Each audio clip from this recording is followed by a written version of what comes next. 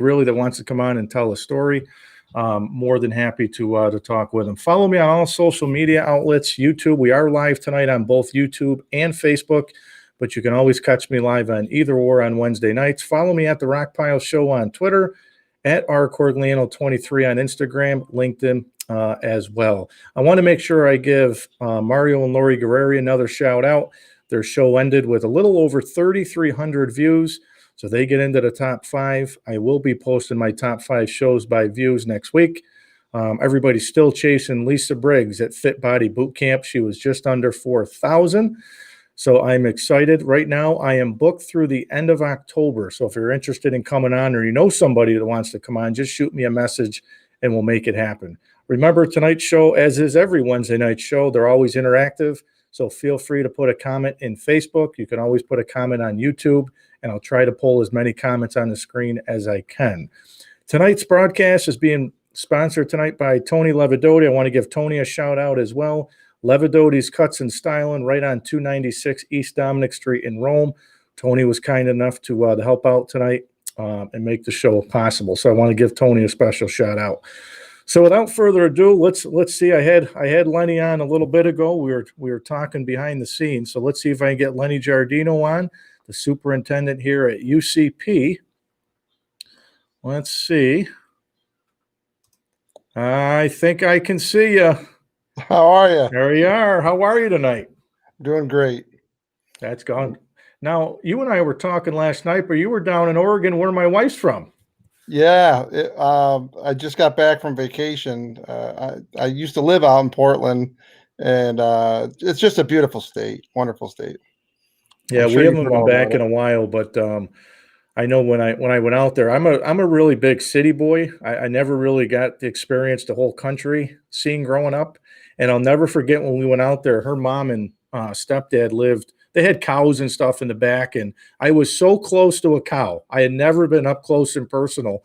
And I said, I don't know what I would do, because when we flew into Oregon, I asked my wife, I said, I don't see any buildings, because she's from a really small town, Klamath Falls, and there was like one stoplight, like it was in the middle of nowhere. I'm like, I would die out there, but it's beautiful area out there in Oregon.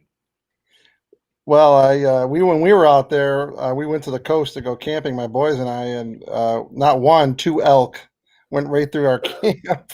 Oh, and, wow! It's just amazing the things you see out there. It's a pretty great state. Yeah, no, I'm not sure when we'll go back, but the time change kind of killed me the first couple of days, because it's 3 hours, right? Is it 3 or 4? 3. 3 hours. It kind of killed me the first 2 days, and I had a tough time when we came back. But I guess once you get used to it. Yeah, it's not that. It's actually harder coming back for me. Going out there is easier. So, Lenny, let's get right into it, because I told you over the phone, I said I actually had to do a little bit of research, which I do on all my shows, but I really didn't know the history behind UCP, and I'm sure there's a lot of people in the area that might not know, where you guys are located at. But why don't we first talk to us a little bit about the history of UCP and maybe how everything got started. Well, the original person who started this was Lou Tehan. He's still around. He works for he's our executive director for our Caring Partnership, which is an umbrella we're under. And he really is an amazing story. Lou had a vision. He saw a great need originally was cerebral palsy parents, and what it has become today, a lot of people don't realize, is just a very large company that serves adults, children. We go from birth to you're up to age 90, and so a lot of people know a program, but not all of the services we provide. And for example, Tony Levidotti, we met through our preschool program, and I really want to thank him before I forget for sponsoring the show. And I think that comes from a great place, that they saw that their child needed something for a service, and they came to us, and we really do. It's a phrase. It's a catchphrase of ours: everyday miracles, and we do see everyday miracles with thanks to the staff that we hire and people we bring on. But our reach is far, and we serve a lot of folks in Oneida County, Madison County, And our affiliates, not a lot of people know this, go from New York City all the way to Buffalo. So it's a large company, but yet it feels like a small company. So. Now, Lenny, how did you get started with UCP? Well, it's kind of a strange. It's a great story. So I had twins that were born 3 months early, and so I was first exposed as a father. And they're 15 now, and they're doing great, and I'm blessed. And if you have been a parent of someone, a child that's been born early, it's a very long uphill battle for that child. So we followed the script, and they're healthy and they're doing great.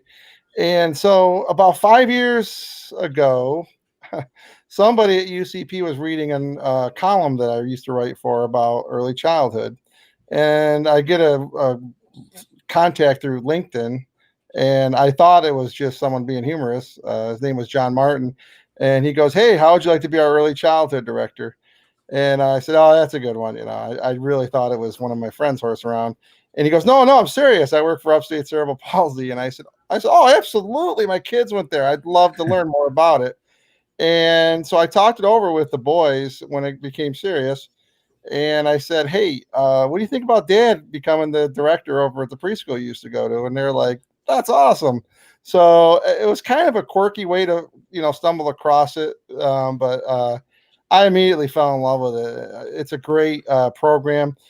At that point, we were only 2 sites, and then we grew to many, many programs. We have 6 sites now that serve across 2 counties for preschool.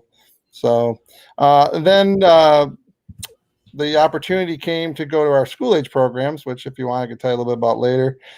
So it kept growing and growing to this what I am today, which is the superintendent schools, and it's a challenging job, but I love it, and I work with great people. I really do. And I know we were talking a little bit before went on, but the COVID impact has impacted, every small business owner that I've had on here has said the same thing. And you and I were talking a little about it's impacted my world here in the bus industry as well. But talk to us a little bit about, because you made some really key points when you and I were talking off air, how COVID impacted you guys. So not a lot of people might not know this. COVID impacted us immediately because we also have kids that live with us residentially, and that's through OPWDD. And what had happened is the governor had ordered that they stay on campus, and their parents in the beginning were not allowed to come on campus because we were just learning about the impact of COVID.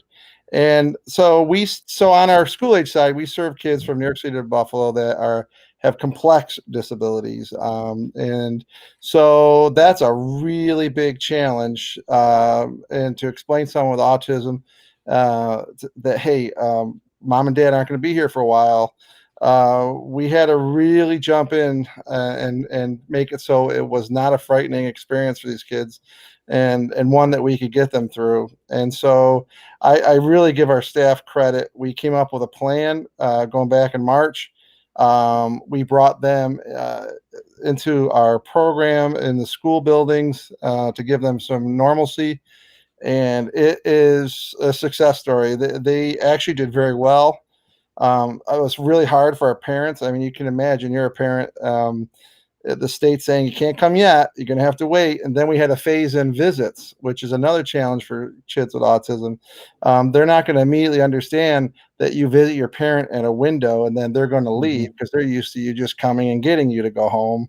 It was a challenge, but boy, our residential staff under the leadership of Patty Carey and Paul and Eileen partnered with our school leadership, and they're we're doing great because now with COVID numbers going way down, the state has released those restrictions and the families can be with their kids again. That's a challenge. And I have to thank some community partnerships. We had a lot of help from Project Fibonacci. I don't know if you know who Michelle Mudry Minicozy is. Yes. Yeah. She rallied to our campuses, made special events for the kids, helped our residential staff feel like they were the heroes that they truly are, along with our school staff. And it's just a great example of a community coming together. And honestly, I think we learned a lot from it because our kids can do a lot more under adverse circumstances than we had realized, and I think we're going to be better for it in the long run. Now, Lenny, UCP is for all this types of disabilities, though, right? It's not just kids with autism, but it's all types of disabilities, right? So that's where sometimes, so for example, there is a little bit of confusion. I think immediately people hear cerebral palsy, that if you were from a generation ago, you would think that we primarily, to your point, serve kids with cerebral palsy.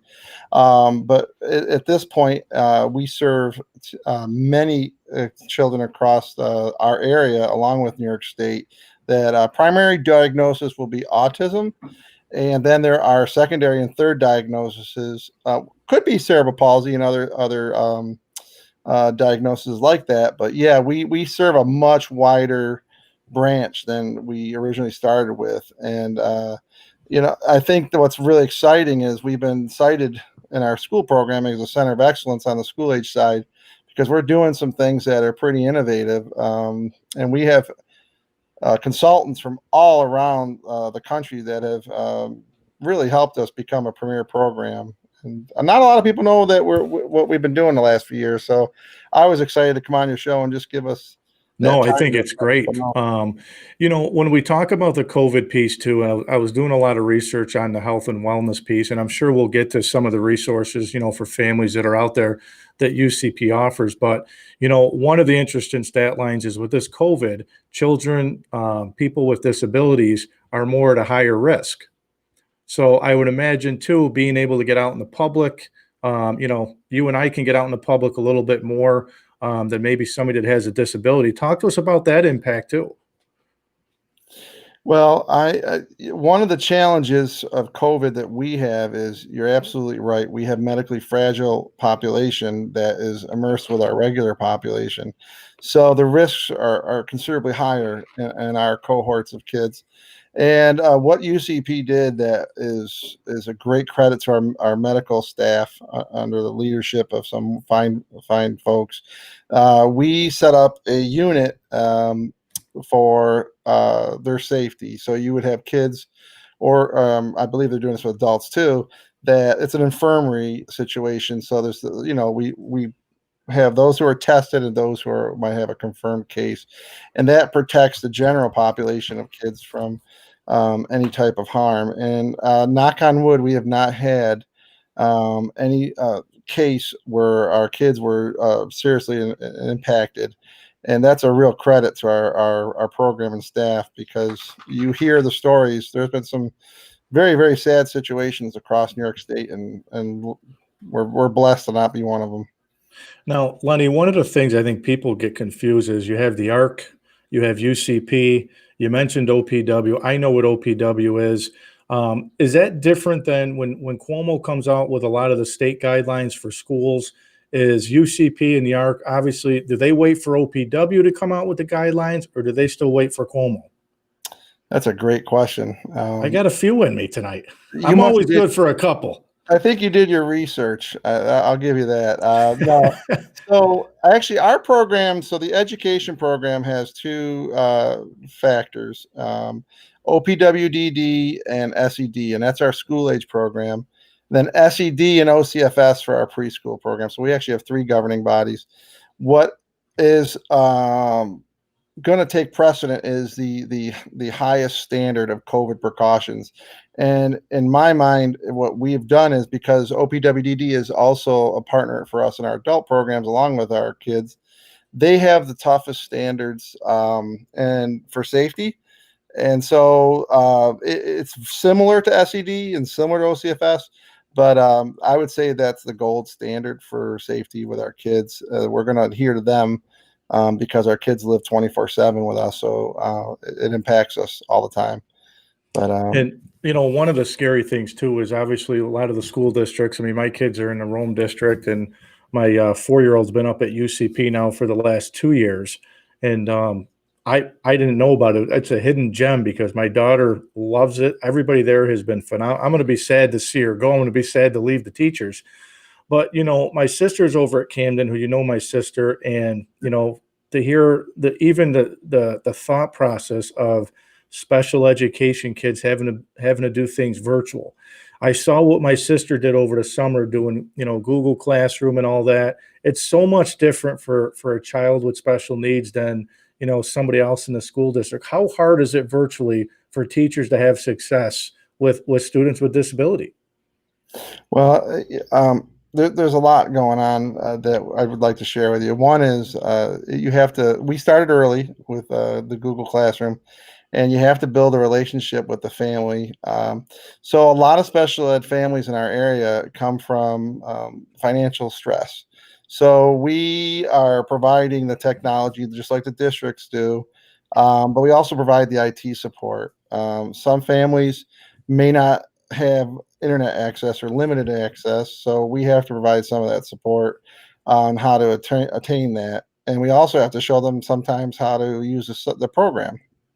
So that's one challenge. The other thing is we have teletherapies because we have our therapy department that provides speech and OT and PT via virtual, and that's a real challenge. So it's you're talking about multiple avenues that we have to provide services, or the school districts will be the special ed teacher primarily, possibly some therapy. And our third one is we have a clinical department, and they also provide a lot of support for families, both in program and if they need support at home. So it's always an option to get clinical support from our clinicians. So that's the approach we use, and we've been pretty good. We actually monitor our participation and our family involvement on there, and it's actually given us some skills after COVID that we learned that can be supportive of families. So you might have a family that in the past we've done outreach to have them work on some of our clinical goals for our children and some of our therapy goals and IEP goals. And it's hard to reach out to them. And so now that we've got Google Home, for example, or the school program as a resource, we're probably going to use some of that technology after COVID's over, because we found that the families actually, once they're used to it, will utilize it more. So it's one of those things. And we also did all our welcomes this year on integrating our technology with Google, and we had great turnouts and we had great questions from families. And I think if any way you can reach a family, you got to utilize it. So that's what we did. And even the COVID guidelines, I mean, I've seen a lot of school districts, their reopening plans are like 100-page documents, going from A to Z.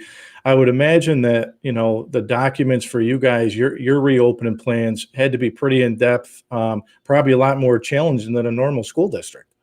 Yep. Well, we came up with I have to give Jeremy Earl, our senior VP, some credit while we're on here.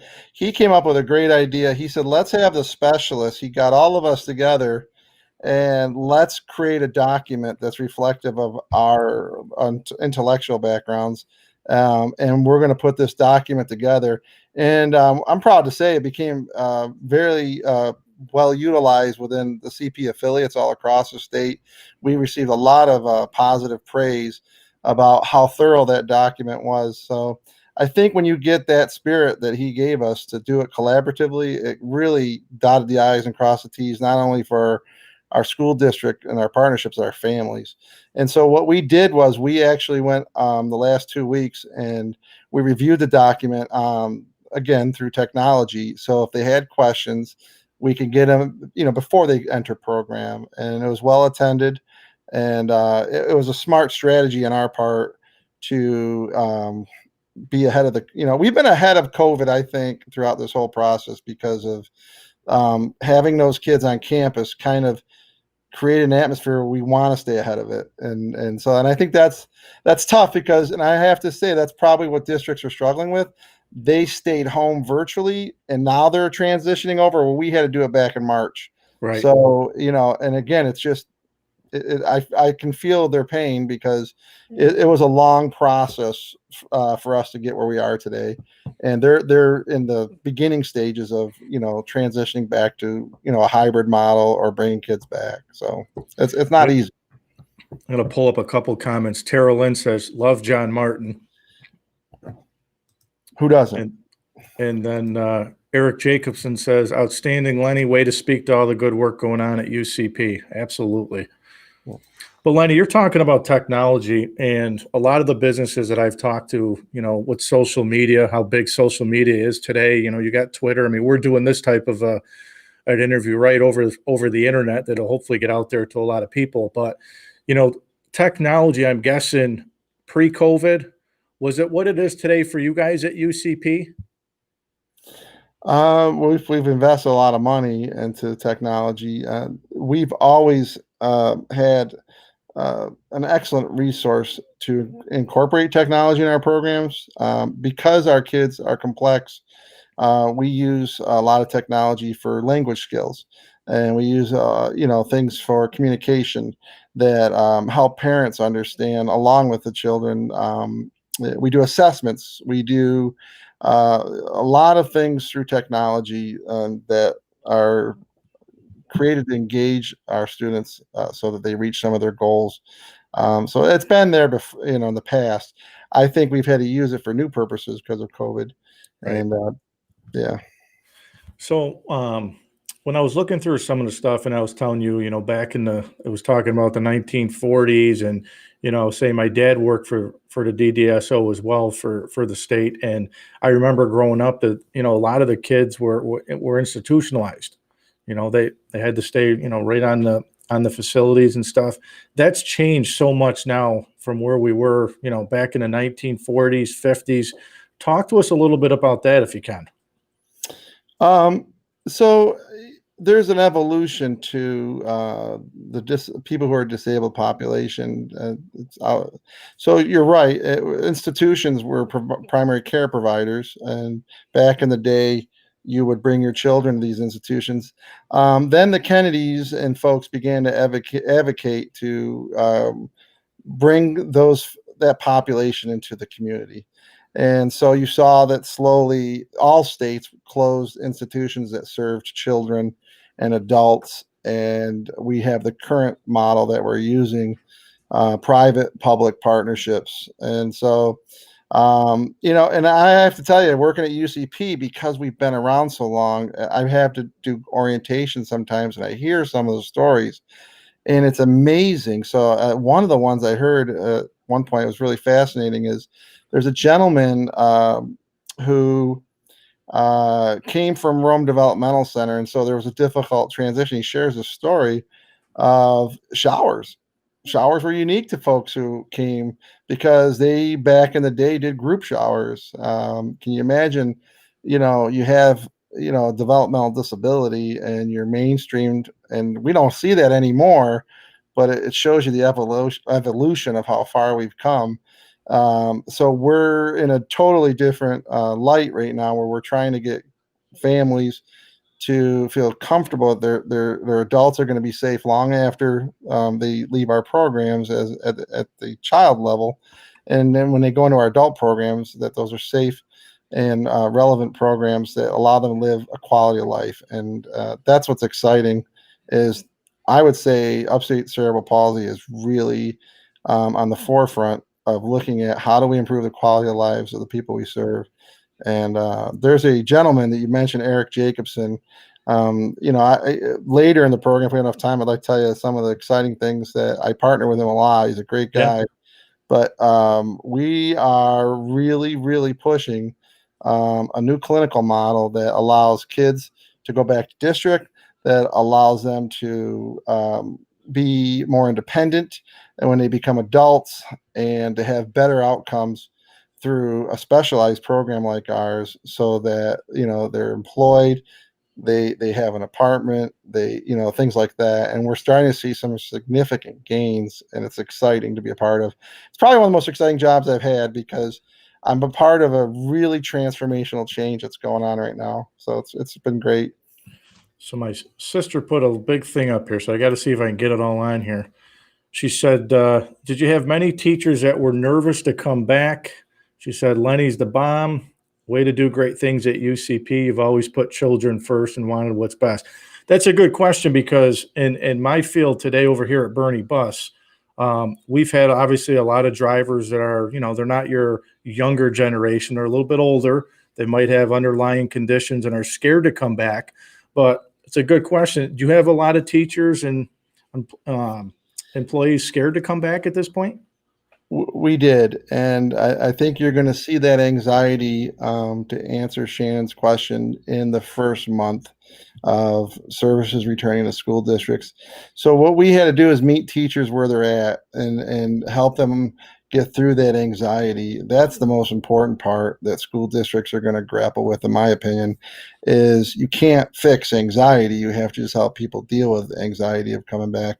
And it's a real thing. And then you have very special circumstances which we work with. So if you're taking care of your mom and dad and they're elderly, or those type of, we had a very caring HR department and partnership that worked with us so that we would make special accommodations, and allow families time to navigate the stressors of COVID. And so it takes time. And that's a great question that Shannon asked, because you see it all over Facebook. People are very nervous and Mhm. anxious about going back. I want to talk a little bit about, there's so many resources that UCP provides for family. There's a whole list of them. I want to try to get to some of them here if we can. One of the ones I wanted to talk a little bit about is just how the transportation over the years has changed.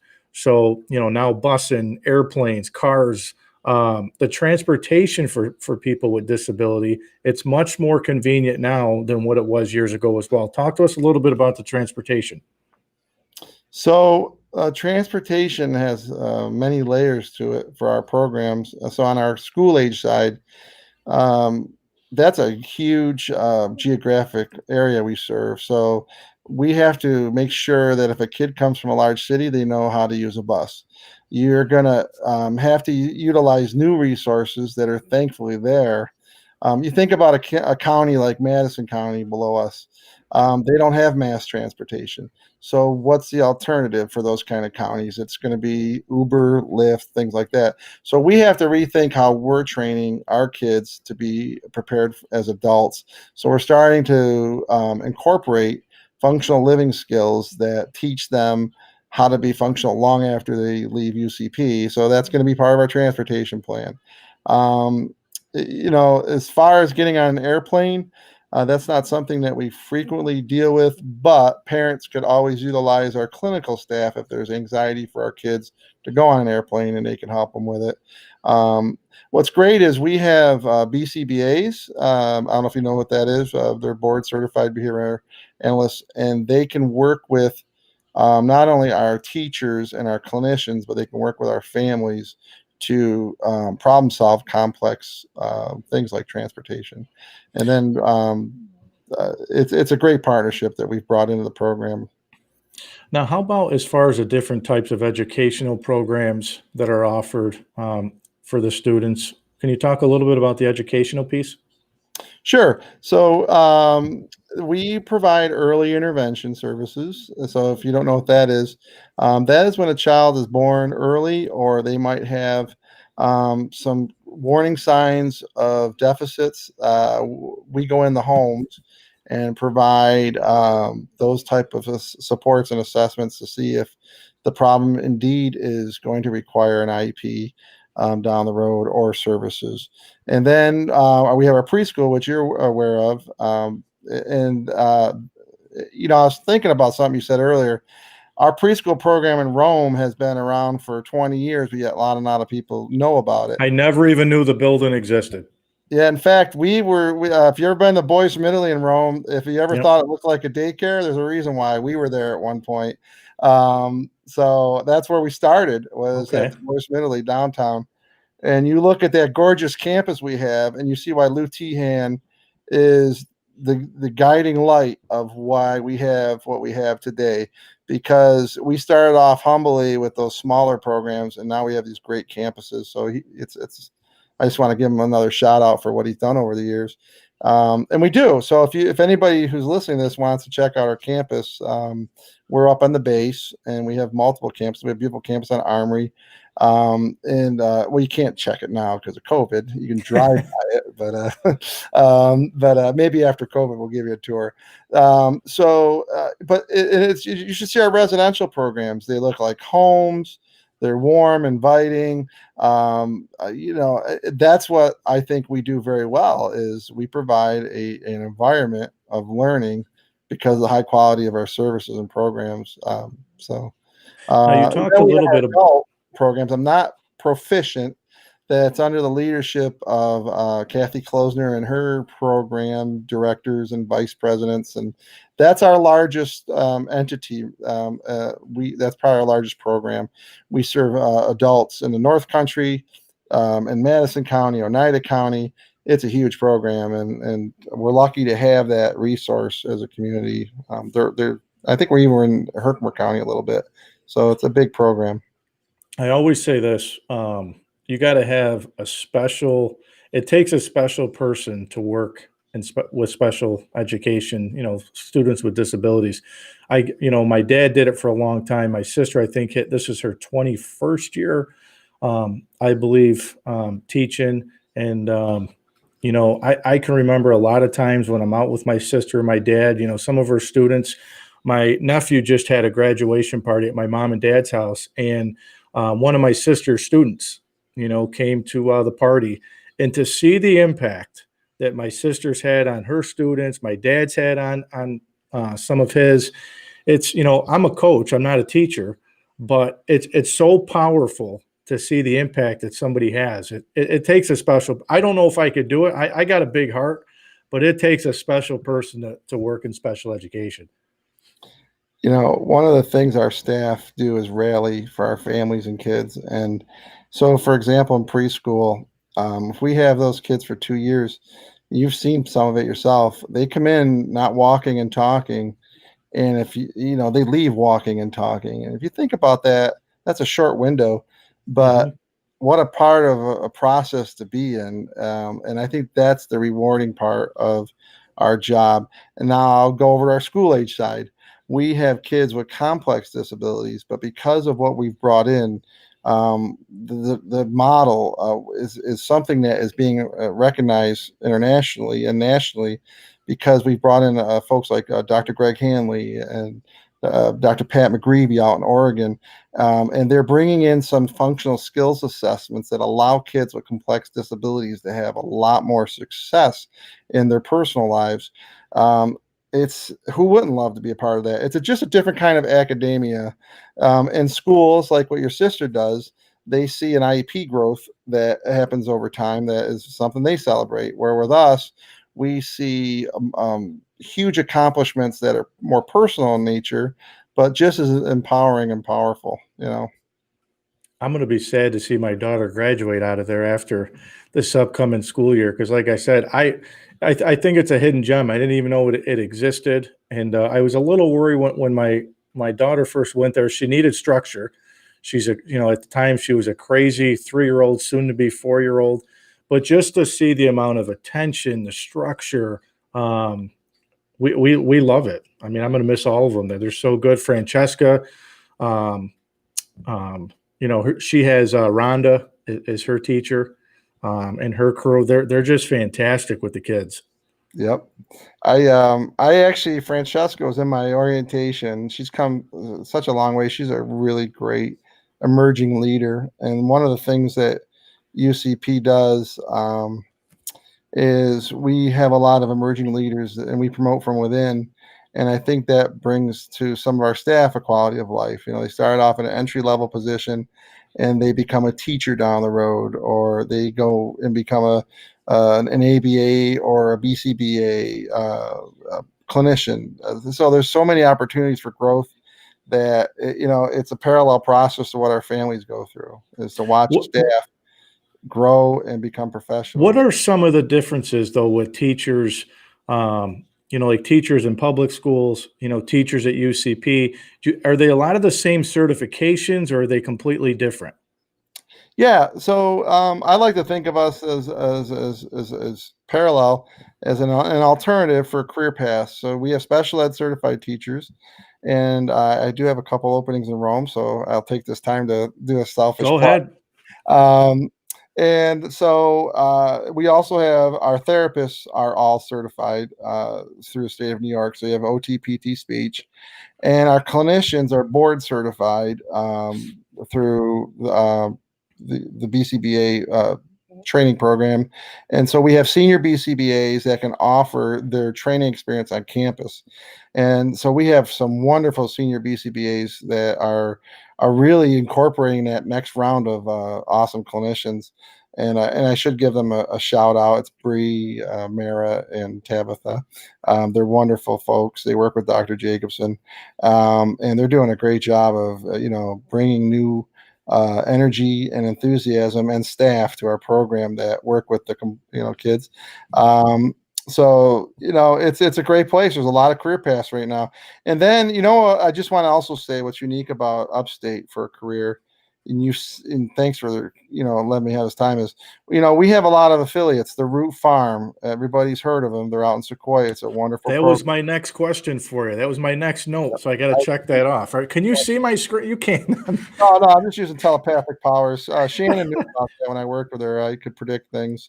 Oh, by the way, I got to thank her for that nice compliment. That was really nice of her to say that about me. And I miss working with her because she was great with kids. Everybody knows the coaching side. I know the coach. Amazing. But they don't know the heart and passion she has as a teacher. And I mean that sincerely. Those kids are lucky to have her in Camden. No, I appreciate that. I don't think I could ever do her job, but I think she puts a lot of time into coaching. But I saw her trying to teach this summer, and when you say the family connection, she was talking and speaking to mom and dad as much as she was talking to the students. So I appreciate that. My sister's got a big heart. Yeah. The thing I wanted to talk to you about too was when you talk about the family support. Talk to us a little bit about that piece of it too. So everything comes in small packages with our families, and they're all unique. And so some of our families, they've been pretty beat up by the stress of a disability. So we have family support workers that help them gain resources to get back on their feet. Other families are fine. They just have the regular stresses of a child with disability. So every person is treated with, I would say, not a care plan while they're with us so that we make sure it's a positive experience for them. I have to give a shout out to them too. We have some great family support workers in our program.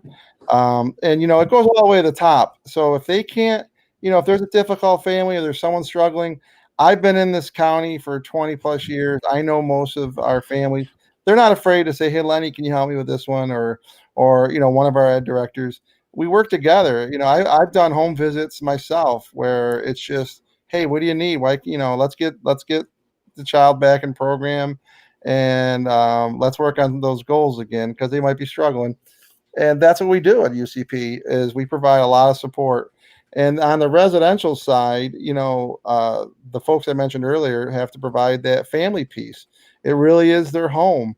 It doesn't feel institutionalized. They do amazing celebrations. We have, all the holidays are celebrated. We have a fall fest. We have a prom that is probably that's another thing you got to check out, Rock, if you get a chance.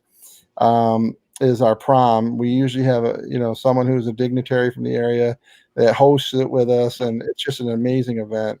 And it allows our kids to have the same experience as their peers. So it's just we provide families as much support as we can give them. So let me put up a few comments here. So John says he's absolutely right. My son went to the Rome campus. He didn't talk at all, and after 2 years later, they did magic with him. That's awesome. That's John. So Lenny, as everything goes, there's always the feel good stories, and I'm sure you guys deal with a lot of tough times too, and the not so great times. What are some of the biggest challenges? Our biggest challenges will be similar to what the school districts are going to go through in the future. I'm sure our senior VP, along with myself and others, are going to be on pins and needles because we don't know what the future rate increases are. And that's similar to what school districts will be going through with state aid. So you kind of we're cautiously optimistic. We did a great job this year.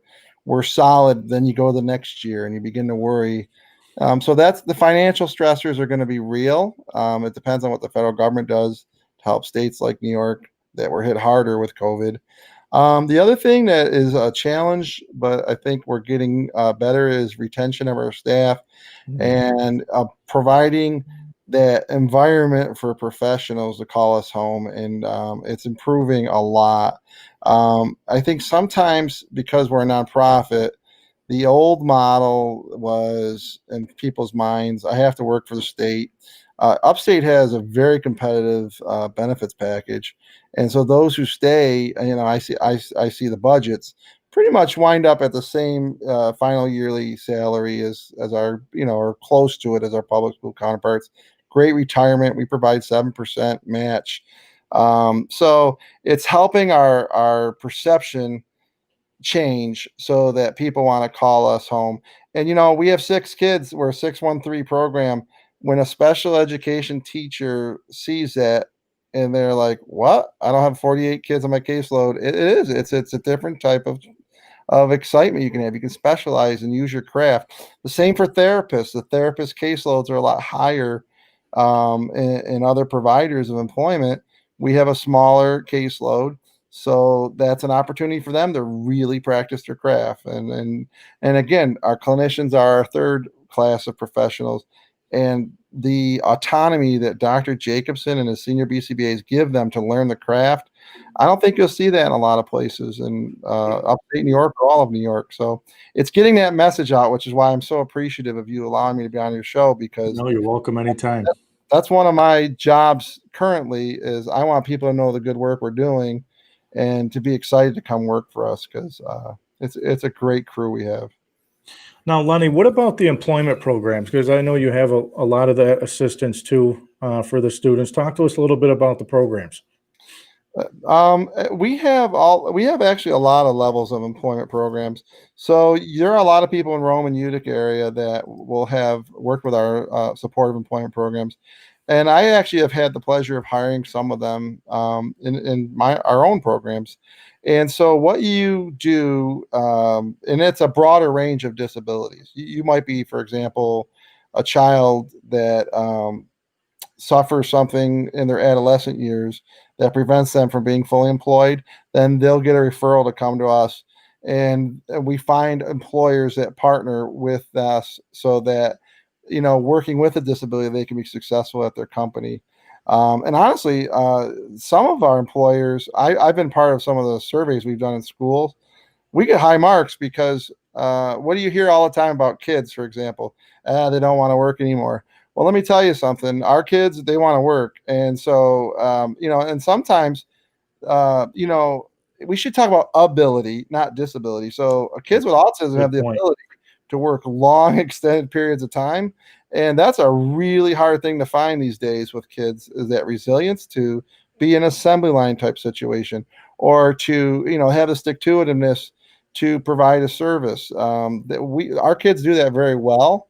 Some of them learn a craft very quickly. I have a student that just graduated. He'll be returning eventually in New York City to be a cook.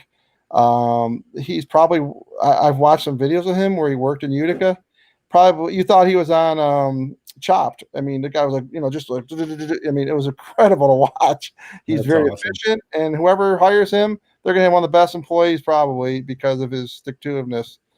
You know how hard it is to work in a restaurant. So we're just trying to educate the public through our employment programs that our kids, along with the adults that come to us, they're exceptionally exceptional at their crafts, and so we're trying to get rid of the stereotype that you're taking a chance. You really aren't. And I'm going to just give one more shout out why more firms should think about it, Rock. So you can get partnerships, whereas if you take a chance on some of our individuals, and you get reimbursed by the government for those salaries for taking that chance. It could be, for some programs, 12 weeks, for other programs up to a year. So you're getting not only a great labor resource, but you're also getting a tax advantage that not many Right. people know if they can take advantage. And so if I had a small coffee shop, or if I had a small business where I needed somebody, I'd give us a Perfect. call. The risk is minimal, but the gain could be very rewarding for you. One of the other things I found fascinating too was when we were talking about technology, the different types of the assistive technology that you guys provide too. I thought that was fascinating to read about the different technology. Talk to us a little bit about that. Well, because we have kids at all levels, you're right. We have so the most common one, one you'll see in our preschool programs would be a great example. They're very expensive. The Dynavox or an iPad that provides communication, the ability to communicate. And so then we have PECs, and some of the PECs can be incorporated in technology also. I apologize. My son got home and the dogs just wanted to recognize No, that. that's okay. Anyways, so the technology is a big part of helping kids learn how to communicate. And that is something that is part of our program. We also have a lot of things that for kids with physical disabilities that you'll see. And what's really exciting is we have access to things that not a lot of people know of. So I'll give you a quick example. We mentioned earlier the Root Farm is an affiliate that works with us, and they have a zip line that's one of the largest ones in 9 states. But not a lot of people know that it's set up for anybody because there's a special harness. You can go down that zip line. So if you were paralyzed from, the neck down, you're going down that zip line. And so those are the kind of devices. We had a company that sponsored devices that are very expensive that you could utilize in our area to go hiking if you were non-ambulatory. And so those are the kind of things I get to see in my job. And Wow. it's fascinating to see what's out there for tech. I mean, I could go on and on, but I know we only have a limited time. But there's a lot of technology that is changing the lives of our individuals we serve. And how about healthcare too? I know there's a Uh, lot of resources with healthcare. Can you talk to us about that? the healthcare for our services for our students. Is that what you Yeah. mean? So we work in partnership with a lot of healthcare providers. We also, again, another service UCP not many people know about is we also provide support through our community-based health center. There's one in Genesee Street. There's one downtown Rome. We also provide some support. And not a lot of people know this about upstate cerebral palsy school-based centers. We have a few of those too that we provide support and run in the area. And so those partnerships are critical because we are working on reducing the role of pharmacology. Evidence and research has shown that pharmacology for long-term usage is not working. I'm sure you've heard those before. When we have that partnership working with our clinical team and our staff, we have reduced the amount of meds that kids are on. And our long-term goal is to really reduce the role of pharmacology altogether. And I believe they're doing a similar thing for our adult homes is we're reducing the role of pharmacy. And I think that's a great thing, honestly, for our families is trying to problem solve why these kids are behaving the way they are is a much better solution than just choosing a pill that could be a temporary solution. So, not that there's not a role for it. I'm not trying to dismiss it. I'm just saying upstate cerebral palsy is looking at the long-term benefits of a more clinical approach that is in partnership with pharmacology to reduce it. And I know obviously with every business that's out there, things change, everything evolves with time. What are some things down the pipeline with UCP? Is there anything in the works for what the future holds over the next 2, 3 years? Anything we can expect? Um, we're a resource, and that resource is growing. And I'm going to give one last shout out. So, Dr. Eric Jacobson, he actually wrote you a nice little note on your wall. I Um, was just looking at that. Let me see if I can pull that over here. I was just reading yeah, it now here. He says, "You could do it, Rocky. We have a training program to help successfully transition people new to the field. All we need are people with big hearts and the desires to make an impact." I appreciate that. That's nice of him. yeah, he's a great guy. So one of the things that we have brought in that's going to be a huge impact in the next 3 to 5 years is our model change to a more comprehensive clinical approach. It's going to go throughout our whole agency. We've just started in our adult programs, our education programs. We're in our second year, going our third. And so what that is, and it's a really important term, is and I think actually your sister would understand what I'm trying to say. Kids with autism or special needs, sometimes there's a functionality that you just have to, which we're allowed to do, understand that functional skills are more important in some cases than academic skills. So when a kid caps at a certain level, you switch over to functional skill building, because really, long after we're around rock, these kids have to be able to live on their own, live independently. And what I'm really excited about is we've brought in the best specialists in this country to partner with us and to help our staff learn how to get them to that next level. And so you're going to see a change with the kids we serve as they become adults, that they're going to be more independent. And on the earlier side, which I'm really excited, we're starting to see successes. We're really working toward, K3, of getting them back to district. And there might be some examples where when they get older, they go to a BOCES or they transition to a vocational job setting through Access VR programs like that. So we're really focused the next 3 to 5 years is getting these positive outcomes for the people we serve. And I'm excited. It's contagious. It's going to all levels. We just finished a leadership series that incorporated all divisions, the leaders in all of them. And I thought it was a great success. And it was run by a gentleman named Dr. Tony Camarelli. And he's formerly from Crossroads out in Massachusetts. And he's a consultant for a group called FTF in Boston area. These folks are doing great things, and to have that kind of professional atmosphere in Central New York it's gonna pay dividends. Just keep an eye on us. You're gonna hear some great things, and to have the state recognize us as a center of That's excellence awesome. at the beginning. I think you're gonna hear more accolades as we go, and I just got to give a shout out to the staff. Our staff are the real heroes. They have. I saw one of them on here. Saying some great things. If you look at Teresa Marie, she's one of our emerging teachers, and she hit it right on the head. That's exactly what we're trying to do. And I was kind of a little weepy seeing that. That was very nice that she gave us that shout out. Thank you. We're trying to really impact the quality of their lives, and it's exciting.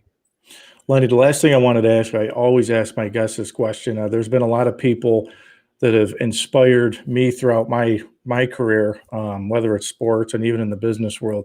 Who are some of those folks that have inspired you, and who are some people you've looked up to? That's a great question. On a personal level, it's my father. He was a police officer in Rome for 30 years and an immigrant from an immigrant family, I should say. And he overcame obstacles that I could never understand. And he was the kindest, gentlest guy. And we had a little store in Rome, Pat and Lou's, and the people that talked about how inclusive and friendly my family was, I think that impacted my Sure. willingness to think a little more compassionately for people.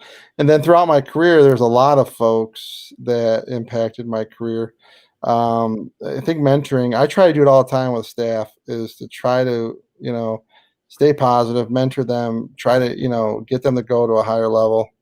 Um, and I really, really, I'll throw a few names out there. Shannon was a great person I worked with. Mary Lou Carpenter in Camden, I got to give her credit. She can run a classroom like no other, and it taught me how to really incorporate that in what we're doing now. There's a couple folks out in Oregon that I think impacted my life too. So you always have someone along the way, to your Sure. point, that made a difference in your life, and I want to thank them. I'm glad. That's a great question you asked. I really could go on and on because I have Well, appreciated. that's one of the, you know what, Lenny, that's one of the fun things. Since I've started doing this show now for the past about a month and a half now, I people have asked me, why do I do this show? I don't get rich off doing this show. I enjoy talking to people, learning about businesses that have had their ups and downs. In your case here tonight with UCP, I had to put Mackenzie's post up here. She said, "One of Rome's best kept secrets. I'm so glad more people are learning about your amazing services." It's stuff like this that makes me enjoy what I'm doing, what I'm talking about, because we need more positive things out there. There's too much negativity out there, and this is the hour, a week that I get some positive and some motivational talk. So it's really inspiring. That's why I like to ask that question. Well, I appreciate everything you do. I've learned a lot about the rock pile, and you're right. We need more of that in our area. And a lot of the media is so focused on Utica because it's a larger city. To have this as a resource in Rome, we're lucky. Sure. Well, listen, man, I'm out of time. I appreciate it. You're welcome anytime, and the staff up at UCP, like I've told you, they've been great to me, my wife, and my daughter. They've welcomed us like we're their own family, and you're welcome on this show anytime. I appreciate it, and I want to again give a shout out to everybody I work with. We're a family of professionals that really want the best for our kids. So, thanks for letting us be a part of your show tonight. Not a problem, man. I appreciate it. I'll be in touch. All right, I'll see you at the school. You got it. Thanks, Lenny. Appreciate it. Bye-bye.